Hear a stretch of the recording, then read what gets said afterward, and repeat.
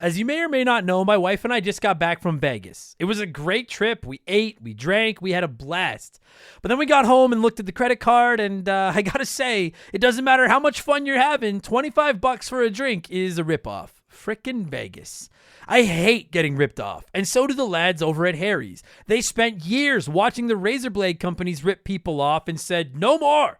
Not all heroes wear capes, my friends, and they want to prove that they're legit by offering you hot dogs a $13 trial set for just $3 at harrys.com/RTG. I've been telling you about them for months, and I'm genuinely proud to have Harry's as a sponsor of this show. I wasn't kidding. The plastic, futuristic-looking crap razors you get at the store are overpriced and they're poor quality. Harry's blades are crisp, clean, and classy. They're the kind of razor you'd expect your grandpa to have on his bathroom counter. And most importantly, they work. Shave after shave, they're so smooth, they're precise. I used to go through the crappy store blades all the time, but Harry's are built to last. And they're not just better quality than the other names, they're more affordable. And they deliver. Just set your schedule, and for as little as $2, new blades, shaving creams, lotions, everything you need, right to your door when you need it. I genuinely cannot think of a reason not to try Harry's.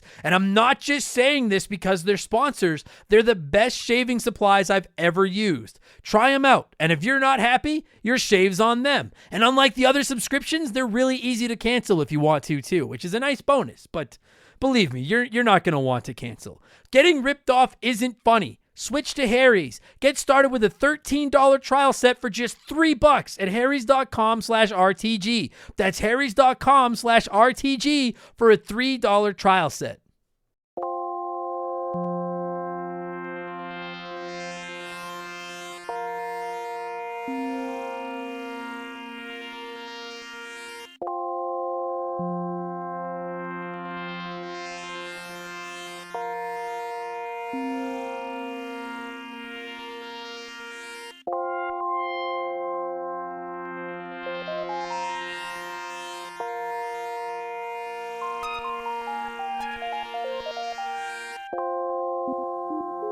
What's up, everybody? Welcome back to Remember the Game. It is my retro gaming podcast where every single week a buddy of mine and I sit down and we geek out about the games we played back in the day. My name is Adam Blank. Thank you all so much for listening to the show.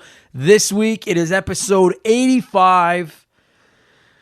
We're talking about Ecco the Dolphin. Oh, God. I don't think we've ever covered a game on the show where neither me nor my guest have gotten past the first fucking level of the game. But that's what's going to happen this week. And quite frankly, I don't feel that concerned about it because chances are, if you're listening to this, you haven't gotten past the first level of that stupid fucking game either. So expect a little more profanity than normal this time around. I'm not even apologizing for it. You guys know what to expect from this show by now. And if you really are offended by it, blame it on Ed Anunuzutia, or whatever the fuck his name is, the guy that developed this game, for making such a stupid fucking game.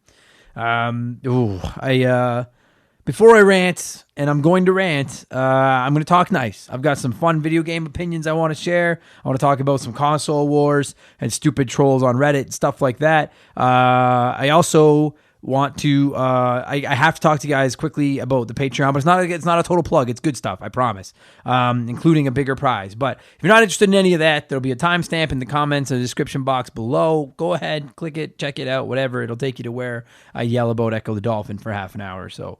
Our Patreon is growing, and that's exciting news. And I know I have said that before, but I think we broke a record for new Patreons this month, so welcome aboard, all of you beautiful people. I'll be doing some shout-outs in early March. You will all be hearing your names probably mispronounced by me, and the reason I bring that up is partially to plug it, but also there's news. Our January winner has disappeared. I have tried to track him down. Sean, I don't know how to say your last name. It starts with an R. I have tried to reach out to you for a month and a half. I'm not getting anything back. You're not on the Patreon anymore. You don't seem to be anywhere. So we are rolling the January prize into the March draw. So March's prize draw will be for the $25 from January plus $25 from March, meaning it is a $50 draw. The deadline to get in on it will be March 3rd. And I'm warning everyone, listen to me very carefully before you sign up. Just listen. If you want to go sign up for the Patreon, they do a thing where they're going to charge you the day you sign up for your pledge, $2 or whatever. And that's fine. You get access to all the old episodes that are in there and everything like that. They are going to charge you again on the 1st. I have no control over that. I cannot change that, and I am sorry if you do not like that.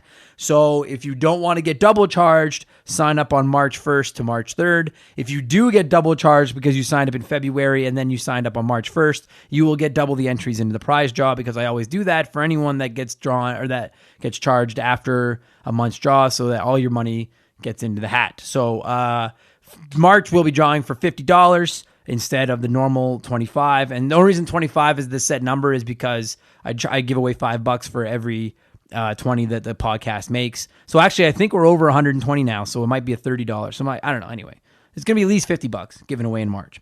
Also, we're climbing toward $200 a month. And this is the other thing I wanted to talk about. And again, I know this sounds like a plug, and yes, it kind of is, guys. I'm sorry. This is kind of my job, but it's also fun stuff, okay? We're climbing toward $200 a month. If we get there, and I mean, it is like if any month when we hit $200 a month on the Patreon, instead of giving away 25% of the Patreon, which would be $50, I'll just give away a brand new game every month of the winner's choice. I know it's like an $80 thing Canadian, but that's fine. I'll buy it and I will ship you a physical copy of whatever game you want for whatever system you want for the winner of the month if we get to $200 a month. So I'm not trying to convince, I am kind of trying to convince you to sign up, but at the same time, I'm trying to make sure this is worth your while. It's $2 a month. You get a ton of extra podcasts. You get a shout out on the show, and you get a chance to win all those prizes. That said, please do not spend more than you can afford. And I don't know if anyone does that. No one's ever told me that they do. But please, do not go into fucking Hawk to pay for this stupid podcast, okay? If you're enjoying it and you want to support me and you want to support the show and get extra podcasts and have a chance to win stuff, then please do throw a couple bucks my way. But otherwise, just don't go crazy, okay? And I'm trying to show you guys, I'm not just spending all your money on marijuana cigarettes. I really am spending it on stuff for the show and prizes for you guys. I still want to do a huge prize in June, but I'll get more into that as the months crib ahead and we get closer to episode 100. But next month, March, $50 prize draw. Deadline is March 3rd. If you sign up prior to March 1st, you're going to get charged twice, but you're going to get twice as many entries. Just be aware of that. There's nothing I can do about it. I'm very sorry. There's your plug, patreon.com/remember the game.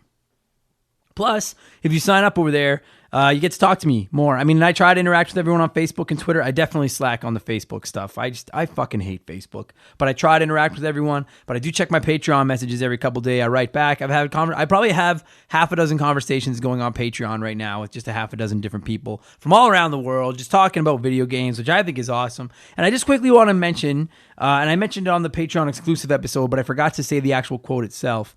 And I'm apologizing, dude, if I say your name wrong. Ole from Norway, good old Norway land, reached out to me on Patreon and was talking to me about the idea of video games being a waste of time, which is something that I've struggled with for a long time and talked about on the show. And just he mentioned a quote that I wanted to. He said the quote is from Bob Marley. Remember, time you enjoyed wasting was not a waste of time. And I think that's a fucking great quote. I really like that. I love that. I love playing video games. I don't even care if it's a waste of time. Fuck off. Thank you for the support, dude. Thank you for the quote. Love it. Nice talking to you. Thanks for listening all the way over there in Norway land. Okay, there's all your Patreon stuff, you guys. Thank you for listening to that. Let's get into the meat of video game talk. The current bid on that Nintendo PlayStation that I've been talking about is at $300,000 as of this recording.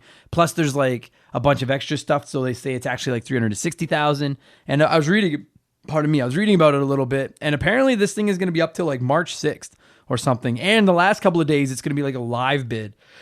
That thing's gonna hit $1 million. I don't know if I'd be willing to bet, but I'm quite confident that Nintendo PlayStation is gonna reach $1 million, and that's fucking. I guess if you don't know by chance, if you missed last week's episode, the prototype from Sony developing a PlayStation CD adapter for the Super Nintendo is available on an auction right now. Google it. It's on Nintendo PlayStation. You'll find it. Pretty crazy shit, man. It's absolutely a white whale of collecting. Now, I don't usually pay that much attention to this kind of stuff. Whenever a Nintendo World Championships or something, one of the collectible items shows up, I don't really, because I'm I don't have that kind of money. I don't really pay that much attention. But this has the whole retro gaming community interested. And I consider myself a very fringe member of the retro gaming community. I'm not one of the super hardcores, like, the NES punks and those guys. But I can't help but pay attention to it. I got to see where it ends. I want to know. I'll make sure to keep you guys posted about it. If I was rich, I would bid on that. And I mean like rich. Like, I mean, like if I had $1 million, like if I was like a pro athlete or something where I had $1 million to blow, you fucking rights, I would be bidding on that thing. And if my girlfriend got mad, I would just pay her to leave me alone because I'm rich. So fuck, that thing would be so cool. And speaking of PlayStation, that's a money segue right there. Fuck yeah, it is. Speaking of PlayStation, I got a PS4 this week. I bought it used from my pal Brad. Feels good. 3 years ago, for anyone that doesn't know the story, I'll go really quickly. About 3 years ago, when I was getting really serious into stand-up comedy and spending more and more time at home instead of at work, I sold my Xbox One, and then soon after, I sold my PlayStation 4 and just kept my Switch. And it was because I was playing too much, and I was just home all the time, and I just didn't have the discipline to not sit around and play video games all the time instead of doing my emails and my work and trying to get booked as a comic. I feel like I've got that under control now. I've got my routine now every morning. I mean, the weekends I take off. If I'm not on the road doing comedy, the weekends I just do whatever I want. But the weekdays, I get up in the morning, I send out a bunch of emails for comedy bookings, I work out, I clean our house, I walk my dog, I get all the adult stuff done, and then I can play. And I think it's a balance, and we were talking about how gaming is a waste of time. It's not a waste of time per se, but if you're playing instead of dealing with life, then that is a little bit of a problem. And that's where I was. And I feel like I got it under control now. We'll see. Maybe I'll relapse hard and just go right back into gaming nonstop. But I'm pretty excited to have the big three sitting beside my TV again. It's 2.5 right now because I just sent my Joy-Cons in for repair. But I got my Xbox One, my PlayStation 4, my Nintendo Switch all sitting there. And it's exciting to be able to just play whatever I want. Again, like, it doesn't matter what system a game is on. I'm excited that I can go out and get it. And we all know, like I've been talking about, the main reason I bought a PS4 is to get my hands on Final Fantasy VII Remake and Last of Us 2. But I'm excited to just jump back in. Like, it's just like, I was good for a long time with just a Switch and my retro stuff. That was all I needed. I got my fix. And then on Black Friday last year, I picked up an all-digital Xbox One and got Game Pass with it, and it just completely reignited that console spark where there's just, as much as I adore my Nintendo Switch, there's something about kicking back in front of your TV on the couch with that controller in your hands. And I even love just holding a video game controller. I'm excited, man. I fucking love video games. And it's so good to get my hands on this thing. I fired it up to make sure it worked and everything like that. And I got to be honest, now that I've been playing with both for a while, I do think I prefer the Xbox One's interface a little bit. Obviously, Game Pass destroys PlayStation Now. Game Pass is sick. But, I mean, Sony is Sony. They're the king for a reason, right? And, I mean, I bought the PS4 to get my hands on their exclusives. And when I say they're exclusives, obviously, like I mentioned, the Final Fantasy VII Remake and Last of Us 2 are two of my three most anticipated games of 2020. But I've never played God of War, the new one. I played like an hour of Horizon and never finished it. I'm really excited to get my hands on those and play through them. Those pesky McHugh brothers, frequent guests on the show, Mark and Bradley, have been up my ass to play Persona 5, but I don't have that kind of, I mean, I may not have a job or any real responsibilities, but I don't have that much fucking time. But I'm what's the word I'm looking for? I'm appealing to you guys, the Remember the Game Nation. It's such a stupid name. I've played Infamous. I've played the Uncharted games. I've played Spider-Man. I have intentions of playing Horizon and God of War. But I'm out of the loop. If you're a PS4 guy or a PS4 gal, what exclusives am I missing out on that I need to play? I need exclusives, okay? Because like the other stuff, the Red Deads, all that kind of stuff I know about. I'm looking for exclusive stuff. So anything other outside of Infamous, Uncharted, Spider-Man, Horizon, and God of War, is there anything? And then obviously the Final Fantasy VII and Last of Us 2. Is there anything critical that I'm missing out on? If there is, please let me know. And on that note, quick, I wanted to mention I subscribed to the PlayStation 4 Reddit page last week when I got my hands on the console, because that's the only thing I really use Reddit for. A little bit of stand-up comedy, but primarily just video game stuff. And I want to address some people. All right, I'm gonna get serious here for a minute. That was me sipping my coffee into the microphone. Okay.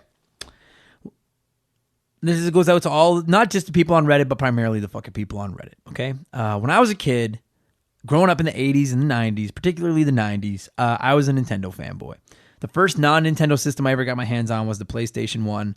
And by the end of the Nintendo 64 versus PlayStation 1 life cycle, I probably preferred the PS1. But prior to that, I was a diehard Nintendo kid. You guys know that. And I was one of those kids in like 92, 93, 94 that if you played Sega, you were playing wrong. You should be playing the Super Nintendo and call each other wieners across the playground and whipping tennis balls at each other and all that kind of stuff. And as I've admitted on this show, I was wrong. I have done a complete 180 on the Sega Genesis, particularly over the last year and a half of hosting this show. My Sega Genesis Mini is my favorite classic console. I play the Genesis Classic Collection on my Switch all the time. I'm really gotten hardcore into some Sega games. I just openly admitted that I missed out. Part of that's my parents' problem because, you know, they didn't have the money. I should say it's my parents' problem, but they weren't buying me two systems. I had to play one or the other.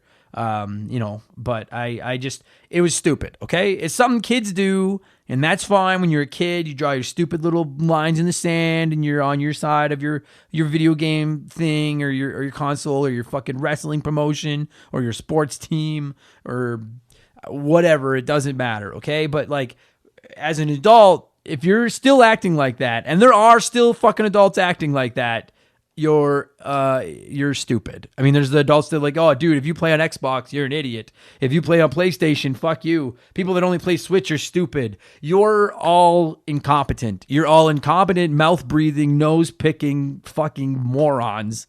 And I have no time for you, okay? So one thing if you can't afford more than one system. That's completely different. No worries at all. That's not the same. Only the single most disposable list of income should be spent on video games. I think I just invented that word. But do not break your bank to buy 3 different video game consoles. Of course, right? But if you, like many of the fucking morons on Reddit, think someone that doesn't play on your preferred system is an idiot, you're a fucking loser. Okay? And even back in the 50s and 60s episodes of this show, when I was talking about how much trouble Xbox was in before I realized how incredible Game Pass was and I thought Xbox might be done and everything, I never shit on people for being an Xbox gamer. Okay? That's the thing. You could absolutely think PlayStation 4 is better than Xbox One. Switch is better than Xbox.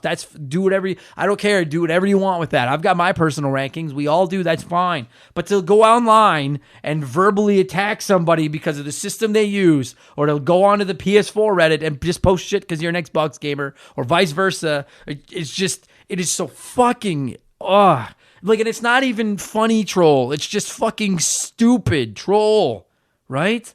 Every console on the market brings something to the table today. Whether you want to, if you don't agree with the decision that a company made and you don't want to buy their system, or you don't think there's a reason to own an Xbox because they don't have any exclusives, or Switch is just meant for kids, that's completely fine. It's when you start attacking other people for what they play that you fucking chap my ass, all right? Everybody on this market brings something to the table right now. They all have unique exclusives, right? Be it that whole entire Nintendo. We all know Nintendo is built on their IP and their exclusives, that whole universe. PlayStation's got those AAA titles like Last of Us and the Uncharted and the God of War and stuff like that. Xbox has Halo and Gears. To laugh at any of those lineups is ridiculous.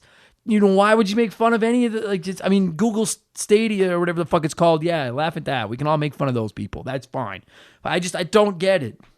It's a phenomenal time to be a gamer. I'm 36, all right? And if you're even close to my age and you grew up in the 90s, imagine having access to all the games we have now 25 years ago. Like, my God, when all you had was your Super Nintendo or your Sega, and you fucking once a year got a new game, and then, every once a month you had enough money to go rent a game from the video store. And now, you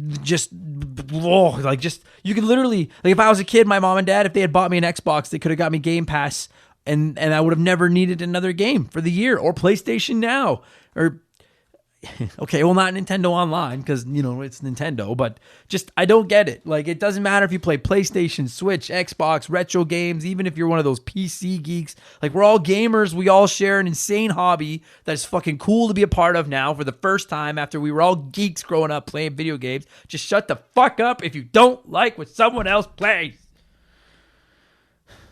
I'm so glad we didn't have the internet during the Nintendo Sega console wars in the 90s. Like, partially because it would have just been a toxic shithole that I would have absolutely been a part of. And partially because I'm a Nintendo guy, and based on how Nintendo has learned how to tackle the internet over the last 20 years, they would have been a complete travesty in 1995. Sega probably would have put them out of business. So anyway, the point, I don't know, maybe that rant didn't even make sense. The point I'm just trying to make is enjoy your hobby, enjoy your games, and stay off shitty Reddit, and throw me some PlayStation 4 recommendations and tell me what I need to be playing.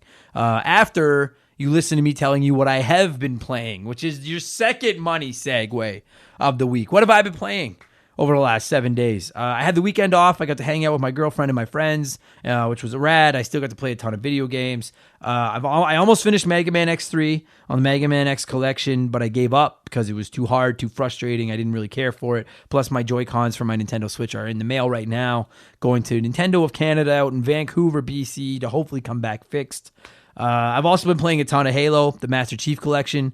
And on that note, quick shout out to Stud Muffin on Twitter for telling me that I could switch between remake and retro graphics. I'm embarrassed that I did not realize that. But literally at any point outside of a cutscene, you can just hit the menu button on your Xbox controller and it switches the graphics from retro to current. And it's really cool. Like now I'm doing it nonstop just to see how they compare from back then to now and stuff. Really neat.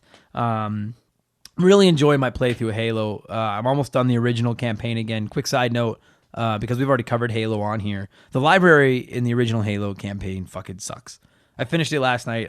I'm so glad to be done that part. I hate the fucking library.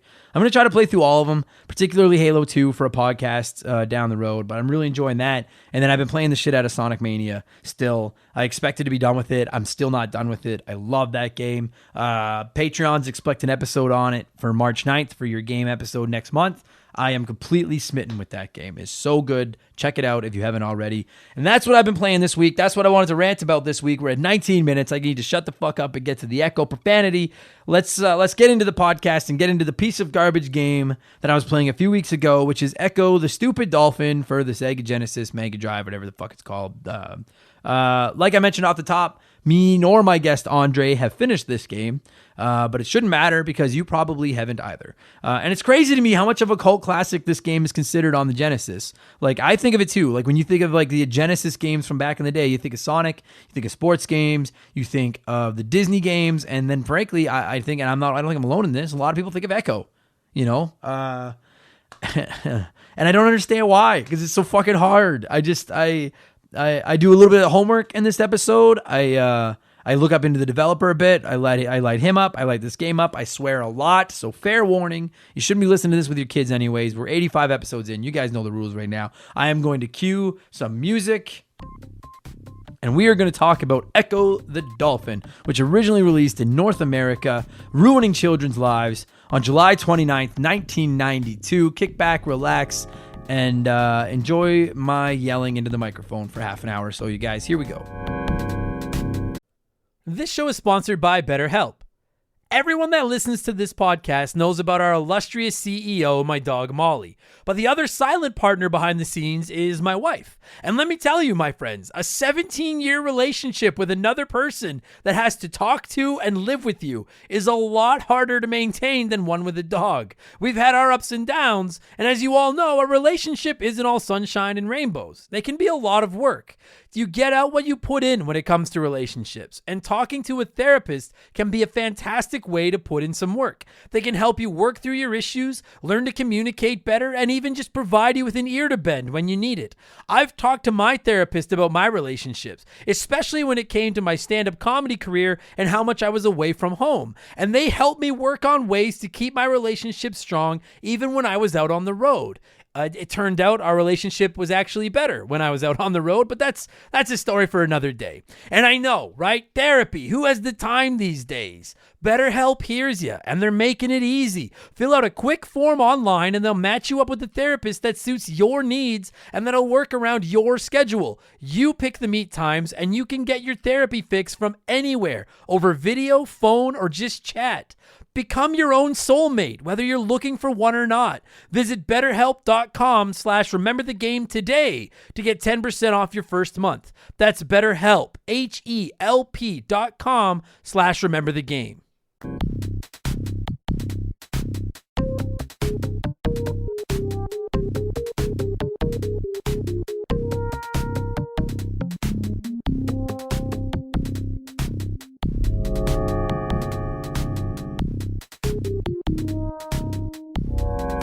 So I don't know what the fuck is up with this trend of my guests deciding they want to record casts early in the morning, but it is fucking 9:15, and I'm a comedian. I was out late last night. It was almost midnight before I even got home, and then I got up and was like, and I know all you people with real jobs are like, oh, Adam, shut the fuck up. I understand. I used to be one of them.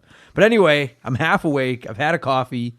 And I'm here with my pal, Andre. How are you, Andre? Happy to be here, sir. And I'm wide awake. Oh, yeah, you are wide awake. Are you happy to be here to talk about this fucking... Yes. Oh, okay. Because I love hearing Angry Adam on podcasts. You know what? That seems to be like more and more people are telling me. They're like, dude, like it used to be in the early days, everyone was like, you know what I love about the show? Is your passion when you get excited about a game, it makes me want to play the game. And I'm like, well, that means a lot to me. Yeah, I had the same feeling. Right. And I'm like, well, thank you very much. But lately, people are like, hey, we want you to talk about bad games so that you get angry and yell a lot. And I feel like every episode takes a week off my life when I get wound up. And today we are talking about Ecco the Dolphin for the Sega Genesis. Now, this was your suggestion. Yeah. And you were like, oh, hey, Adam, I love Ecco the Dolphin. We should talk Ecco. And I only ever played this game at my dentist's office for like 15 minutes at a time as a kid. So I was like, sure. I have the Sega Genesis Classic sitting right there. Ecco's on it. Yep. And everyone, I mean, like to me, when you think of the Sega Genesis, people think of Sonic. Yep. They think of sports games. And Fantasy they think Star. of... Right, Phantasy Star, like the Disney games, right? The But best to me, place to play those ones. absolutely, yeah. But Ecco comes up quite a bit. Well, it was like literally one of the most original games. Like nobody thought playing a game as a dolphin, right? Nope. And to its credit, we'll get the good out of the way before we fucking rip into this game.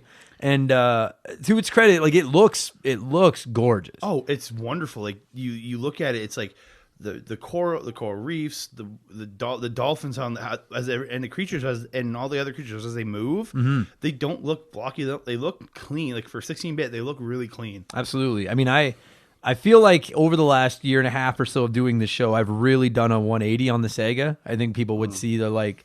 This is a god awful comparison. I think it's from playing you play Sega so much now. I don't listen. I'm only using this comparison because I can't think of a better one. But like, I feel like a guy who like has always like hated like a certain like religion or group or you know what I mean. And I'm just like, and now I've come around and I'm like, you know what? They're actually pretty good people. And that's how I feel about Sega. Yeah. I went from hating them to being like, I like Sega. Yeah, once you join the Church of Sega, you can't quit. Oh fuck! I mean, like, don't get me wrong. Like, I'm a Nintendo guy, but I am on. And so this game, I was really excited because when they announced the lineup, to the Sega Genesis Classic, this was one of the ones that everyone was excited that it was there, and I was excited. I was like, dude, I can finally play through Ecco. It looks great. I've seen the stories that it's hard, and I was like, oh fuck off! Like, you don't be a pussy. You even have save states. Right. Yeah. Which, for the record, if you're one of those like, oh, if you use save states, you're cheating. Eat ass. It's fine. Oh yeah. So I was like, I'm gonna play Ecco the Dolphin. What the fuck? I've never done an episode of this show where I'm like, I've only ever gotten 3 levels in, and that's all I know. But the thing about it, Andre, is I guarantee you 90% of the people listening to this have never gotten any further than that either. Yeah, I know I've done fairly well at the game. I don't think I ever beat it when I was a kid, but I know I did fairly well at this game when I was a kid. And I tried to go back and play this like recently on the Genesis collection for PS3, and by God, can I not get past the underwater caves? It's broken. It's so because those stupid clams are supposed to drop, or like when they open up, you're supposed to get air bubbles from them. I tried to go get the air bubbles from them, and they just went right by me. Okay, yeah, okay. So that's okay. That's all right. Well, so we got the good out of the way. The game looks nice. Let's get into the fucking bad. What the fuck is with those clams? Because I don't know. It says, oh yeah, go up to the like. I literally, dude. I'm not gonna turn my laptop and show you, but like one of the cool things about the Sega Genesis Classic, just to show Sega a little more love, is if you go to their website for it, you can literally open the PDF of every manual for every game. And this was one where I was like, because this game is weird and it doesn't really teach you very much. Like without a manual, if you bought just the cart like as a collector and had no manual, I can't imagine renting this game as a kid and not getting a manual before you have the internet. You'd be so fucked. Like, you'd be like, what the fuck do I do? I owned it, so I was lucky I had the manual because my mom bought this for me for my Genesis. But Jesus. So you open the manual, and one of the things it specifically says is there's these like clams that are like your friends. They show up when you open the map. I think. I'm pretty sure they do. And so I was like, oh, okay, well that makes sense because like I'm always fuck. I'm trying to control it. It's early in the morning. Yeah. I don't like it when swimming games make you manage your air. As a general rule of thumb, it's a goddamn well, I know it's a dolphin, but just give it the fish abilities to breathe underwater. Right. Listen, Sonic games. I've been playing a lot of Sonic lately. Yeah. Sonic should not go underwater ever. No, it doesn't work. It doesn't work. What I enjoy about a majority of Mario, I know in some of the more recent 3D Mario games there's air, but I've never found it overwhelming because coins fill it, everything fills it. Yeah. I traditionally don't like when you got to manage your air. I understand dolphins have to come up to breathe. I understand that, or at least I think they do. That's why they have that hole in their head. They breathe air. They right. do. So I thought they also had. I don't know this. I thought they also had gills. I don't either. And listen. Oh fuck! You know, there's people listening right now. Like you two fucking idiots. Well, they are mammals, right? Right. They're mammals. They're exactly. mammals, so they do breathe air. So I get the realism thing, but like, don't design a game where everything involves you. I just unplugged my headphones, but I think I'm still talking.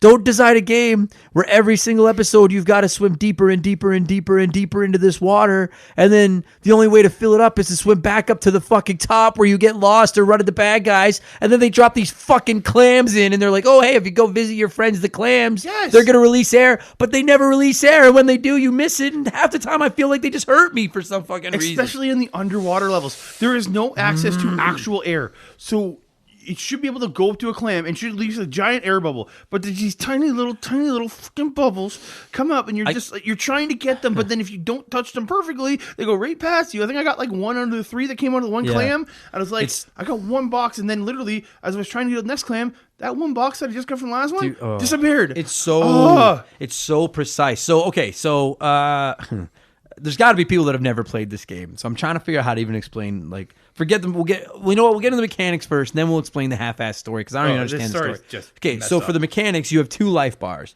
You've got your health, and then you've got your air.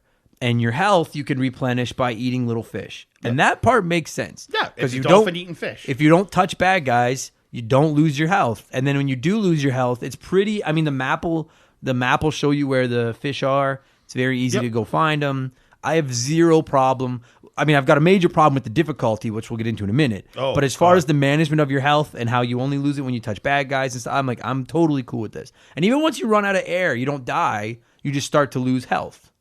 And I'm like, I still think the air mechanic is stupid, but I can look past it. Yeah, but it gives you a chance to get around. The air disappears so fast. Oh, God. And you get into these parts where they're clearly banking on you using these fucking clams, but then it's so hard to get the clams to work, and the collision detection is so broken where you can't tell if you're touching the bubbles or not. I swear to God, half the time the clams hurt me, and I don't understand how the fuck I'm getting hurt. Well, they're not hurting you. It's just you're trying to get the air out of them, but then your air is depleting because you can't get the air out of them, so your air keeps depleting. It's like, So that's how you'll die. A majority of the deaths in this game will be, at least for myself, are running out of air. I legit think the only way I got through this game years ago was because of passwords. Because every time you beat a level, you get a password for that level or whatever. Yeah. And I honestly, truly believe that's the only way I got, like, as far as I did the game as a kid, because it's just like I can't understand how I got past the freaking underwater caves as a kid. No. Maybe it could be because I sat there, I would sit there for hours upon hours trying to beat it, and maybe that's what it is, my crazy kid brain. Yeah. But I don't understand. Like, in touching those bubbles. So the first couple levels, you're in underwater caves, and basically like you've got to, I think in all of them you need to, at least in the first world, which is the only fucking world I've ever gotten to, you've got to go down and rescue dolphins.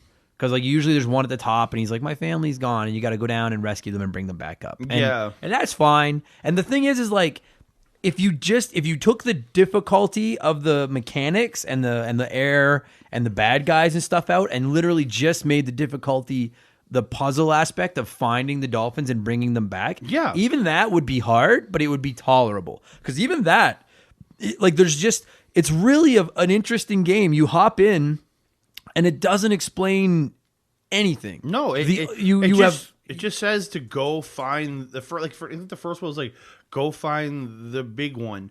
And you don't even realize what the big one is. No, it's an orca. So you get to the area where technically you're supposed to go through to find the orca. There's a big giant purple crystal in the way. Try to get rid of it. Doesn't move. So you go back and and then there's just randomly in this other point in the freaking cove, there's a purple crystal. So you hit that one, it disappears. Yeah. So you end up going and hitting the other one, and that one finally goes away. So you can get the orca. But how do you know to go fucking find that purple crystal? Yeah, so they put these giant crystals in. So again, like the only moves you've got other than your D-pad is you've got a button that makes Ecco dash, and you can like keep bashing it and he'll like speed up really quick. Yeah. And then you have a button where he shoots out sonar. like a dolphin squeal. Yeah, sonar. Right. And that thing is like and I don't hate this concept. That thing interacts with different things in different ways and is a little bit of a puzzle game. And so like you can shoot that thing into other dolphins and other animals, and sometimes they'll talk back. Yep. They'll give you cryptic messages, but they'll say something back. Or Nothing's helpful. Right. Or you find these giant crystals. And when I found the very first giant crystal, I'm doing my charge attack into it, nothing's happening. Yep. I'm shooting it with my sonar thing and nothing's happening. So one on the right side of that friggin' cove, right? Yeah. And then you hit your sonar and it tells you something about you have to find this to find this. And right. It's like, okay, what am I finding? But it never explains go find the other. And this becomes a mechanic. And once you figure it out once, now you kind of get the concept. Pretty much every level does it. Right. So now you've got to go find another crystal. And the thing is sometimes you have to dash into these crystals, and sometimes you have to shoot sonar at these crystals. Yeah. But it becomes fairly easy to figure out because when you do it when you attack it the right way, it like takes like a blue wavy like circle. It's clearly like the tune that like the crystal produces. Yeah. And it moves over to Ecco. Now you swim back to the other crystal that you were stuck at, shoot it with sonar, and you know the code. You get the magic to sonar break now. it. Right. But there's no way to know that. And like as a little kid, I don't know if I even would have figured out that. It probably took me forever, but again, I was 8, 10, whatever I was, and I would I was the kind of kid that would just sit there and just keep going and going and keep dying and going because I wouldn't want to stop. But I feel like that was the design. Like he was just like, well, we don't want this game to be too short, so how about we make it so the kids will fucking because we've talked about it on here infinite times, right? Like when we were kids, you would get a game for Christmas or something, and then this was your game, and this was all you had to play for the next few months. And so I get how this would be one of those ones where you're like, well, let's fucking try again. You know what I mean? Like, let's try again. Unless you're like that good at these games, this game would probably last for a long time just for the difficulty level of trying to figure it all out. So like there's two aspects of the difficulty because there's the gameplay, which we're going to get into in a minute, and there's the puzzle solving. And if it was just one or the other, I could handle it. Because I like puzzle solving, and I enjoy that concept. And I like because the other thing you can do with your sonar is if you hold the sonar button until it makes it shoots out, and then it bounces back, and then you can see a little bit of a map just of the general vicinity around you. That helps a ton, because you can see like, okay, there's crystal here. I know which way, because otherwise it's so easy to get lost in these underwater caverns. Like if they were redesigning the game today, just put a fucking map. Just put it in the corner. It would make things so much easier. Not to have a map. And like the sonar does upgrade if like being that you only get to level 3, and I looked at this, it does upgrade as the game goes on. You get like there's confusion, there's to do damage to other animals. Oh, okay. Yeah. Okay. There is upgrades in this, but that's towards the later levels. But so it allows you to use the sonar in a better way.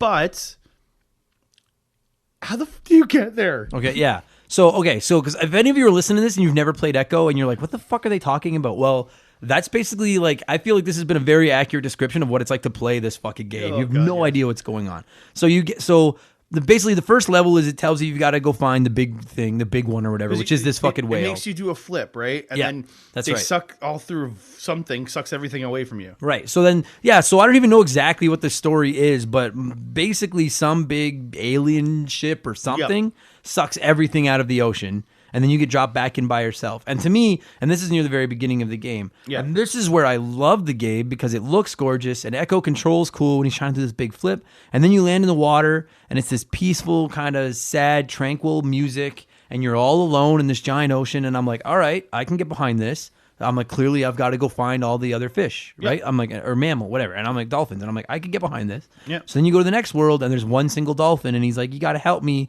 My family's missing. And now this is where it starts. You go into these fucking gargantuous underwater caverns. They are fucking huge. And you've got to find dolphins one at a time. You've got to, and you got to fucking swim. It says swim in front of me to lead me to the surface. But then you've got to swim in like just like you got to pick up those bubbles from the fucking clams. You've got to be in the exact right spot, which you were thinking, Or well, they will stop. Yeah, they won't come with you. And it's like, and you might be thinking, well, that's not a big deal. But it is a big fucking deal because those 5 little blocks of hair fucking running out. And you probably burned 3 getting to the dolphin. Yep. And so you've found them. So now you're like, okay, dude, come on. And then you try to start swimming away and they don't follow you. And you're like, hey, dickhead, come on. Because you can't dash or you go too far away from them. You can't do it quickly.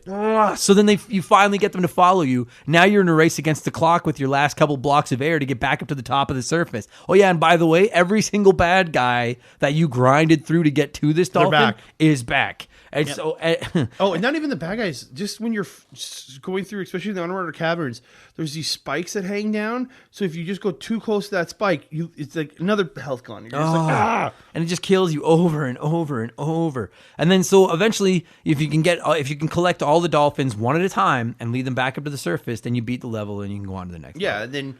And I managed to. Now, here's the thing. Here is how broken this fucking game is. And again, if you're one of those anti-save staters, I don't care. All right. I not only use save states playing this, I completely mashed and abused save states. It was like 3 seconds save state, 3 seconds save state. And I had multiple files going because at one point I fucked myself because I was so low on air and then I save stated that it was like, there's no way I'm getting back up to the surface. So I have multiple and I still can't beat these fucking levels. And every time you die, because it's infinite lives, they'll keep going. Yeah. But every time you die, the dolphins you saved go back. Yeah. So if there's 3 dolphins in a world, that's just the first friggin' part. And that's the first level of like 6 or something. And so you could literally grind for 20 minutes and fucking crawl. You have to go slow. To avoid bad guys and to avoid those fucking octopuses. There's these motherfucking octopuses with these giant tentacles, and you literally have to like tap up, like crawl past them. If you go any faster, they'll attack you, and every attack takes away like 3 of your health. But meanwhile, while you're tap, your air is bleeding down. Yep. And so you start to panic, and if you even slightly try to move fast, they attack, and you can't dodge their attack. You can't sprint by them. Anything, they will hurt you. And so you they just automatically shoot in your direction if they notice you, and it's just like, I'm so angry. So you fucking grind your way down to one of these dolphins, and it's such a great feeling when you finally find one. You're like, oh fuck yeah. Then you try to get him to follow you. Then he finally follows you. Then you get him back up to the surface, and you're like, that's 1. Now you go looking for another dolphin, and you save him. You're like, that's 2. You've been playing for 15 minutes on this file. You're like, you fucking go up top. You eat some fish. You refill your hair. You're like, okay, I got full stats. 2 down, 1 to go. Here we go. Now you make a mistake. Something happens and you die. Those 2 that you fucking grinded through to save, they are right back down where they are. God forbid you just fucking, they don't like, there's passwords, but the passwords start the level over. The passwords don't start over with 2 dolphins. It's only get to the start of the level, which is just like, you just want to, until eventually you're just like, fuck this, look it up online, get a fucking password and move on to the next goddamn level. That's literally what I did. Because this game. It's so hard. And I don't understand.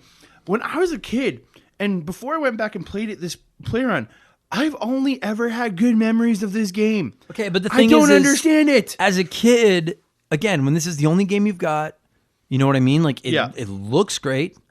It does play fun. It is fun to just make Echo swim around and make him dive through the air and stuff. You're in that first cove just to swim and jump, and that's so much fun. The music's nice, and you're like, this is fun. And like as a kid, I feel like that could keep you entertained for 100%, quite a while. 100%. But as an adult trying to beat this game, you're just like, what? Why? And then there's all these other mechanics. Like there's these fucking. Have you gotten to the point? I'm sure you have. Where there's like these long red strings. I don't know what the fuck they are. They're like like a long cable of little dots. Yeah. And if they get a hold of you, they trap you. and then you're stuck there until you run out of air. And you die. And they're so hard to get around, and I can't figure out how to get past. And there's the odd time where I've broken free of them, but then I'm so out of air that it doesn't even matter. Yeah, you're trying to go for the surface, but then you're stuck underground. And then they put bad guys in the game that you can attack with your dash move and kill, and that's fine. But like it is like but not every bad guy you can dash kill him. So when it comes to the octopuses and things like that, if you dash hit them, you lose 2 or 3 your health or whatever it is, and then you're like, well, I just dash killed the other guy. Why couldn't I dash kill this guy? Yeah, and so that's the thing is like it's he's smaller. What the hell? You never know who you can hit, and then half the ones that you can hit, you've got to hit at the exact right spot in the exact right move. Otherwise, it won't kill them. You just lose a bunch of health. Yep. And the attack is literally just a dive forward, and it's incredibly hard to get accurate. Like it's easy to do, but it's hard to do accurately. Oh, very, very much. Because you can't move him once he dashes. Yeah. So you got to line him up from a little bit of a distance, and then make sure it's just right, dash forward, and they're always moving. And if they move and then you dash forward, then it kills you. And there's these fucking there's these tunnels at the bottom of the ocean that push air up, and so the only way to go down them. And this, I figured out. So you got to wait until the air stops. Try and get through it before the air starts back up. No, or you can push the rocks. You can bump a rock. The rock will fall down, and you have to swim right behind this rock at a slow pace. Can't go fast.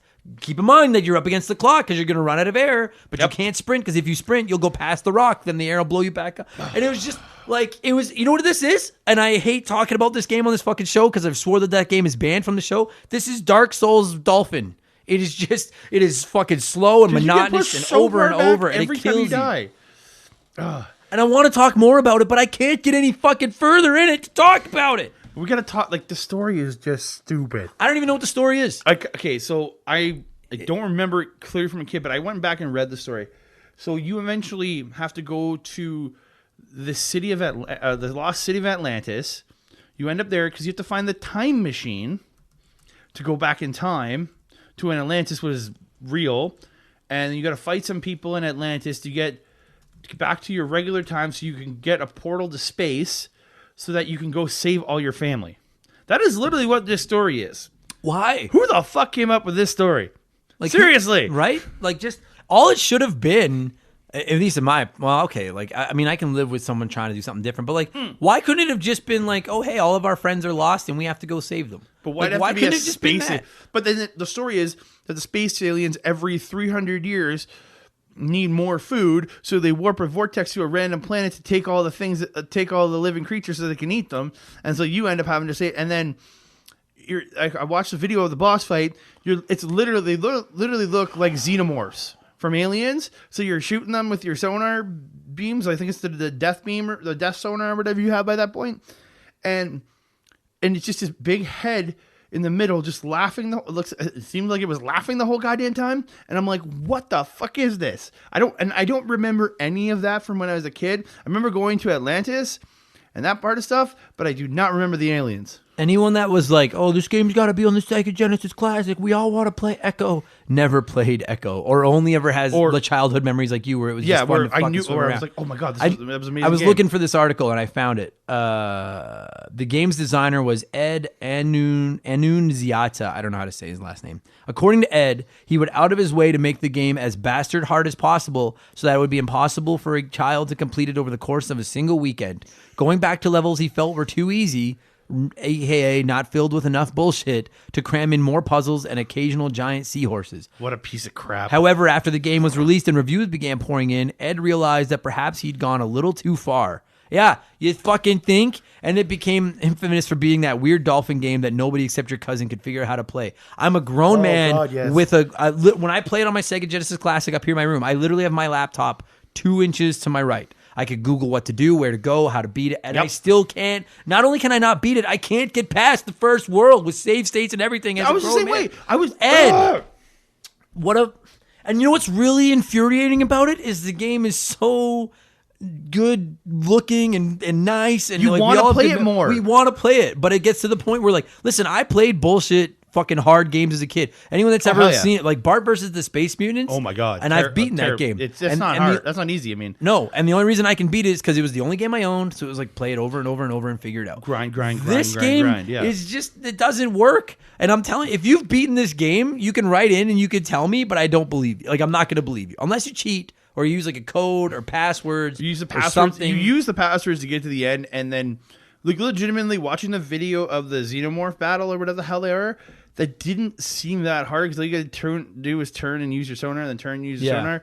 That didn't seem that hard to beat them, but like just to get to that point is insanely impossible It's in ridiculous. my opinion. We've talked about it on here before that like we're curious with the old games. We're like, is the difficulty by design? Is it bad game design? Is it them trying to drag out the length of the game so that kids don't pay $80 for a game and then beat it in a weekend? We've literally found an interview with the designer of this game who saying says that it? Yeah. that's what it is. And to me, and like I'm not, listen, I've never designed a video game, so it's easy for me to sit here on my high horse in Edmonton in my girlfriend's condo in a spare bedroom and shit on people that design video games.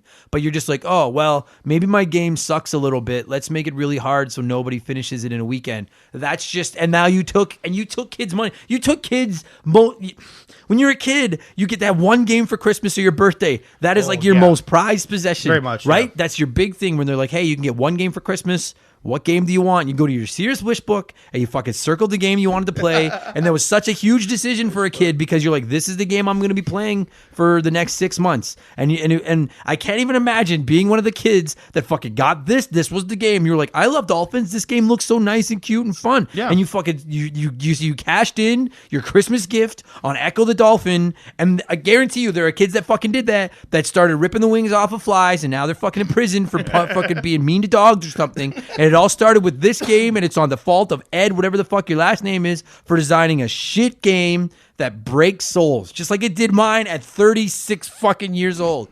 Ecco the Dolphin needs to be taken out back and fucking shot.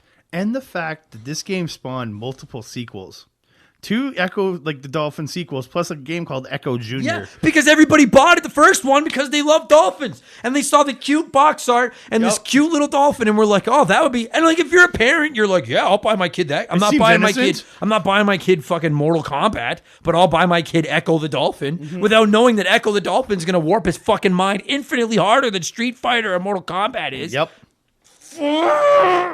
I text you when I was playing this game, getting ready for this, and I was like, "You're fucking done. I never want you on my show again. You lose my fucking number. We're not friends anymore. Fuck you, Andre. I have not." And listen, I don't know if this episode's going live before or after the Mario is Missing one. Probably after. And everyone that's listened to the Mario is Missing episode is going to know how fucking angry I got. But I owned that game as a kid. So that was my Ecco the Dolphin. And that game wasn't broken because it was too hard. It was broken because it was too shitty. This game is just fucking broken because it's so goddamn hard. And in all the retro games that I have played in preparation for this show, none of them have infuriated me the way this game has. My dog won't even come into my fucking gaming room when I'm holding that Sega Genesis Classic controller now because she's scared. Not even in the room right now. No, because she gets scared of the way I react when Ecco the Dolphin fucking comes up. And I was so happy when this game got announced for the Genesis Classic because I was like, I remember playing that for 20 minutes at a time in the dentist office. I can't wait to control that friendly dolphin and swim through the water and do flips in the air and stuff again because you think without going into any work that that's all the game is. Then you start playing the game and realize, no, you've got to swim into these deep caverns and save stupid fish that can't find their way up top. They won't follow you. And then when they do follow you, you've got to push shit into stuff without running out of five. It is such a difficult game. It's shit. It's fucking shit. It is a shit game. But it's... I hope... I don't know where Ed, whatever the fuck is... And you know what? I'm just going to quickly... I hope he, went... Honestly, I hope he went bankrupt because of this fucking game. I'm looking right now. I just looked up his fucking Wikipedia page. Let's see here. Oh, fuck. He made Vector Man. I like Vector Man. Those are great games. Yeah, Vector Man's Those good. are so good. They're tough, but I think he made Ecco. Then he made Vector Man and went, I don't need to make this that hard. I just need to make it good. Yeah. Oh, fuck you. In 2006, he founded Two Fish, now part of Live Gamer, Well, I don't even know what that is. Never heard of it. But, and one of the games that this fucking asshole designed. Oh, wait a minute. Okay, Ed, I never do homework, right? This isn't Retronauts with those fucking losers. Well, it's homework day today. But this is homework day today. Ed Annunziata is best known for the Ecco the Dolphin series, blah, blah, blah, blah, blah. He's done a couple other things. Later, he served as an executive producer for Nokia's N-Gage mobile phone and gaming device, which was fucking garbage. One of them, Small Ball Baseball, one of the games he helped design for the N-Gage, was one of the first microtransaction-based games targeting the U.S. market. So, Ed, here's what Ed has contributed to gaming over the last 20, 25 years. He created Ecco the Dolphin, which ruined a bunch of kids' Christmases. Then he made the N-Gage, which we all laugh at because it's probably the biggest flop since the fucking Virtual Boy. Then he helped introduce microtransactions into games, which are basically corrupting and ruining the fucking industry right now. You're a piece of shit, Ed. What I hate so much about games now is microtransactions. Ed, fuck you. I'm done. I can't do this anymore. Yeah, I'm good. I'm good with ending this. I don't like. Okay. Yeah. Well, you know what? I'm trying to think. Trying to think of what we fucking. You know what? Out of dolphins. You know what? Here's what we're gonna do. I can't beat one world in fucking Ecco the Dolphin. So on a scale of 0 to 1, I give Ecco the Dolphin a 0. I'll give you a point for every world of your game I can finish, even with fucking walkthroughs and mashing save states. And so your score is 0. The first 0 in the history of this fucking show, I think. Oh, it's so bad. Do you want to? You can 0.1 because it's a beautiful game. No. Yeah, I'm at least going to give it the graphics on it. I enjoy that game because of that fact, but it is you know what? I would have game. considered giving it a point something before I found out that the creator of the game is also responsible for the N-Gage and microtransactions. Suck ass, Don't get Ed. me wrong, he's a piece of crap. Done. Fucking thanks, Andre. Thanks so much for suggesting such a fun game. How about You're the next welcome. time? How about the next time you want to come over and do a podcast? We play fucking. I don't know what's worse than this fucking game. That small tap baseball on the N-Gage. Yeah, we'll play N-Gage or fucking Back to the Future on the NES or some other piece of shit. I will never play that again. We'll be back next week with a good game, you guys. Heck Probably. yeah. Thanks.